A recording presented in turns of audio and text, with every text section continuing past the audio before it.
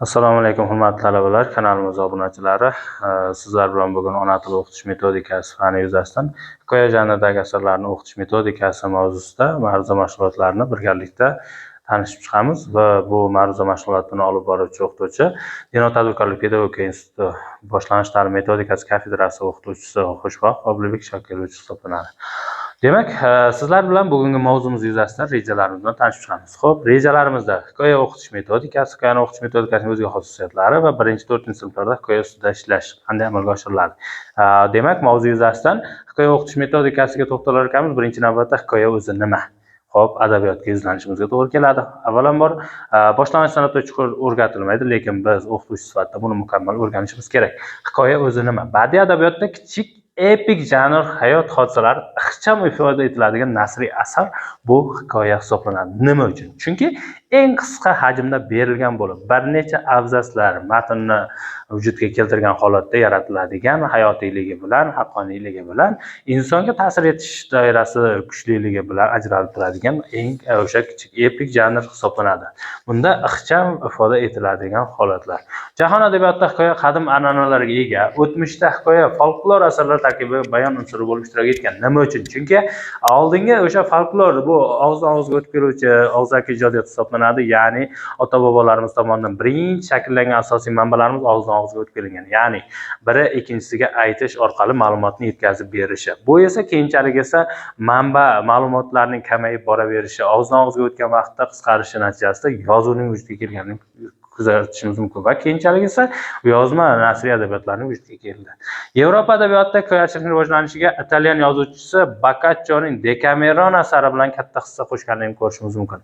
Asarda 7 qiz va 3 yigitning 10 kun davomida aytgan 100 ta hikoyasi berilgan. Mana shu hikoyalar jamlanmasi natijasida butun boshli o'sha hikoyachilik janriga yoki bo'lmasa Guy Maupassantning fransuz yozuvchisi yoki bo'lmasa Tenrining amerikalik yozuvchining, Chexov rus yozuvchisi, Qodiriy, Cho'lpon o'zbek hikoya navislari hikoya janrining asoschilari hisoblanadi. Yevropa adabiyotida hikoya novella deb ham ataladi.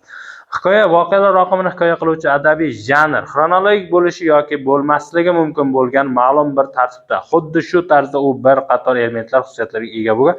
Bu fantastik janr, chunki asosiy narsa to'liq yoki asosan ixtiro qilingan holatda beriladigan asosiy asarlardan bittasi hisoblanadi. Shuning uchun ham unda yo bor ma'lumot yoki bo'lmasa yo'q ma'lumot, to'qima ma'lumot yoki bo'lmasa haqiqatdan hayotda ko'rgan ma'lumot bo'lishi mumkin bo'ladi. O'zimiz ham hikoya navis hisoblanamiz. Nima uchun? Chunki kun davomida, hayotimiz davomida, faoliyatimiz davomida qancha voqealarni ko'rib o'tamiz. Bu voqealarni ixchamlashtirilgan holatda uni umumlashtiradigan bo'lsak, bir qancha hikoyalarni vujudga keltirishimiz mumkin bo'ladi. O'zbek adabiyotida hikoya juda qadimdan boshlangan. Ilk yozma adabiyot yodgorliklari Kultegin va O'tin yo'qoq tiktoshlarda bayon qilingan voqealar ishtirok etuvchi tomonidan hikoya qilinganligini ko'rishimiz mumkin. Ya'ni aytib berilishi, o'sha hikoya qilib berilishi oqibatida hikoyalarning vujudga kelishini ko'rsatamiz. Ravg'uziyning qissasi Ravg'uziy asarida ham axloqiy xarakterda hikoyaning yaxshi namunalari bor. Bobomiz Alisher Navoiy Hayratul Abror dostonida 5 maqolasidagi Xotami Toy hikoyasi, 20-maqolasidagi Ul Qul hikoyati, Sabbai Sayyor dostonidagi 7 musofir hikoyalari ham bu janrning ilk namunalari. Ya'ni biz o'sha 15-asrga borib qaraydigan bo'lsak, o'sha davrda ham hikoyachilik an'analari davom etib kelayotganligini kuzatishimiz mumkin edi. 16-asrda yaratilgan Podshoxo'janing Gulzor va Miftoh ul Adl asarlari o'zbek hikoyachiligini rivojlanishiga asos bo'lib xizmat qilganligini ko'rishimiz mumkin bo'ladi.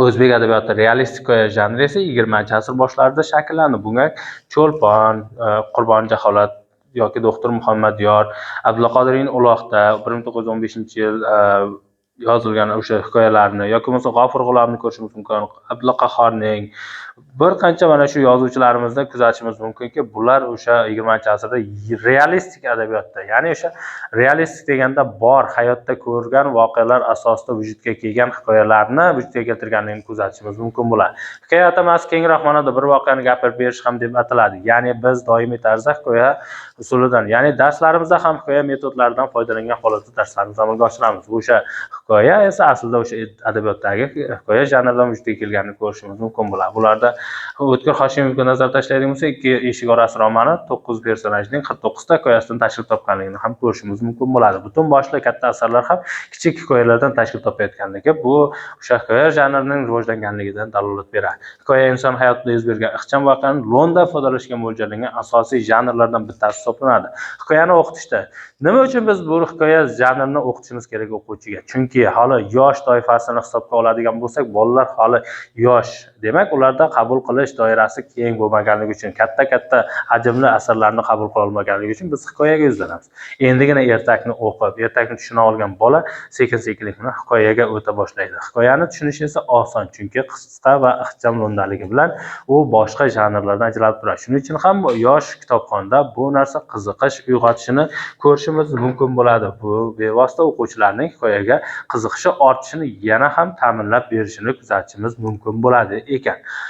Ixchamlik hikoyaning muhim belgisi, lekin unda personaj hayotidan birgina lavha, uzoq davrlik voqealar personajning butun umr yo'li bir emas, bir necha odamlar taqdiri xarakterini shakllanish jarayoni ruhiy holatlar almashtirib turishi muhim fazilatlar bo'lib qolishi mumkin. Biroq har qanday ko'rinishda ham tasvir siqiq tarzda beriladi. Ya'ni siqilgan tarzi qisqa, ixchamlashtirilgan holatda bir necha holati qahramonning epizodi yoki bitta voqeasini olish orqali uni insonga ta'sir doirasi.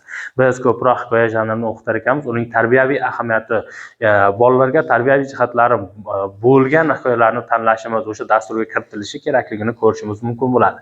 Hikoya mazmuniga ko'ra lirik, psixologik, falsafiy, ilmiy, fantastik, satirik, yumoristik yo'nalishlarga bo'linishi mumkin. Bulardan endi biz qaraydigan asosiy jihatlar o'sha yumoristik jihatlari o'quvchida qiziqish uyg'ota olishi yoki bo'lmasa o'sha fantastik nuqtai nazardan o'quvchilarni qiziqtira oladi. Shuning uchun ham biz boshlang'ich sinf o'quvchilari ko'proq fantastik, yumoristik ruhdagi hikoyalarni o'qitib borishimiz mumkin. Fozilovning ustozlar davrasida kabi hikoyalari ham bunga o'sha ocherk yoki ocherkka yaqin bo'lgan voqea hikoyalar turiga kiradigan asosiy hikoya janri hisoblanadi ekan. Xo'p, bizda asosan o'sha o'zbek hikoya navisligida hikoyalarning shakllantirilishida, o'quvchilarga o'rgatib borish jarayonida, ularning shakllanib borish holatlarida ular asosan ko'proq o'quvchiga o'rgatar ekanmiz.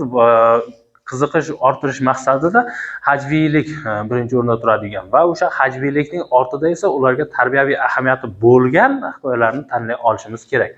Hikoya voqealarning oqimini hikoya qiluvchi adabiy janr xronologik bo'lish bo'lmasligiga ko'ra deyapti. Ya'ni o'sha voqeada xronologik jihatdan tug'ilgan yoki tug'ilmagan voqealarning, hayotda bor bo'lgan yoki bor bo'lmagan voqealarni ham shakllantirib berish uchun xizmat qiladi. Bugungi kunda uni ko'plab formatlarga qo'llash mumkin. Eng keng tarqalgan kitoblar, seriallar va filmlar haqida gapirish, lekin video o'yinlar, rolli o'yinlar, komikslar kabi grafik romanlar, radio va podkastlarda ham hikoyalar mavjudligini ko'rishimiz mumkin bo'ladi. Asosan o'sha hikoyalarni o'qitish jarayonida birinchi, 4-sinflarda o'sha qanday hikoyalardan foydalanishimiz kerak va ularni o'qitishda necha bosqichda amalga oshirilishi kerak, ishlarni amalga oshirish jarayoni necha bosqichda bo'lishi kerak. Asosan o'sha hikoya elementlari, harakatlari, bularning ishlatilish jarayonlari, hikoya, roman, novella yoki qissadan tashkil topgan adabiy janrlar sifatida, ammo esda tutingki, matn har qanday hikoya yoki hikoyaning kelib chiqish asosi hisoblanadi. Ya'ni biz aytib o'tib ketyapmizki, o'sha so'zlar o'sha umumiy holatda bo'g'in, tovush bo'g'inni, bo'g'in esa so'zni, so'zlar esa umumiy holatda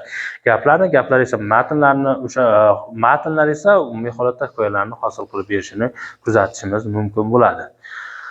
Xo'p, butun matnning asosiy g'oyasi bo'lib, uning syujetini tushunish mumkin, lekin uni aralashtirib yubormaslik kerak deyapti. Ya'ni biz o'sha katta hajmda asarlarni o'qitadigan bo'lsak o'quvchilarga, ularda mana shu aralashish holatlari kuzatiladi. Shuning uchun ham biz boshlang'ich sinflarda ko'proq hikoya janriga yuz tutishimiz, ularni o'qitishimiz, ko'proq amalga oshirishimiz kerakligi aytib o'tilyapti. Xo'p, uslub yozuvchining shaxsiy belgisi bo'lib, u o'z uslubidan kelib chiqqan holatda hikoyani yaratib beradi. Hikoyachi esa voqealarni tartibga soluvchi va tasvirlaydigan ovoz hisoblanadi. Ya'ni hammamiz hikoyachi hisoblanamiz. Bu hikoyani o'qish jarayonida, o'rganish jarayonida biz bevosita o'sha hikoya tarkibidagi ularni aytib beruvchi hisoblanamiz. Xodimlar, ular harakat yashaydigan va fitnada azob chekayotganlar, ularning xatti-harakatlari, fizikasi, shaxsiyati yoki dialoglari bilan tasvirlash mumkin. Bu hikoyaning tashkiliy qismlari haqida aytilayotgan ma'lumotlarimiz. Vaqt va makon, asosan hikoyaning vaqt va makonga nisbatan beriladigan asosiy jihatlari ochib berilish holatlari kuzatiladi. Hikoya o'qitish metodikasi hikoya mazmunan boshlang'ich sinf uchun mos janrlardan bir asosiy turi hisoblanadi va ularni o'quvchilarning qahramonlar xatti-harakati, tashqi ko'rinishi, portret tasviri, voqea asarlar haqida hikoyalar ko'proq qiziqtiradi. Shuning uchun bolalar badiiy asar turi bo'lgan hikoya bilan tanishtirish, uning syujetini tushuntirishga bog'lab o'qitish o'sha metodikaning asosiy jihatlaridan bittasi. Boshlang'ich sinfda hikoyani o'qishga bag'ishlangan izohli o'qish darslarida o'qilgan hikoya mazmunini ochishga, lug'at ustida ishlash, o'qilgan matnni qayta hikoyalash kabi ish turlaridan foydalanadi. Ya'ni hikoya ustida ishlar ekanmiz, biz avvalo ularni izohli o'qish, darslarda o'qilgan hikoya mazmunini ochishga va unda yangi so'zlarni, lug'at boyligini oshirishga va o'qilgan matnni qayta hikoyalash orqali ularni tushuncha paydo qila olish imkoniyatiga ega bo'lamiz.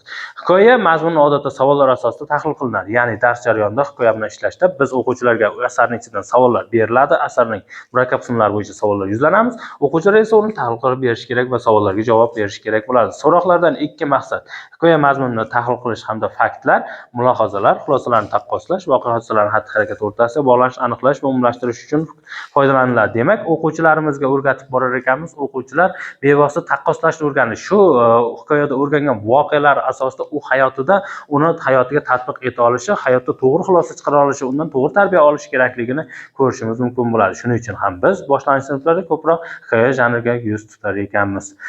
Demak, bugungi ma'ruzamiz yuzasidan beriladigan ma'lumotlarimiz mana shulardan iborat edi. Yana qo'shimcha ma'lumotlarimizni bevosita kengroq tanishib chiqishingiz yoki boshqa ma'lumotlarni berish orqali uni shakllantirishingiz mumkin. E'tiborlaringiz uchun rahmat.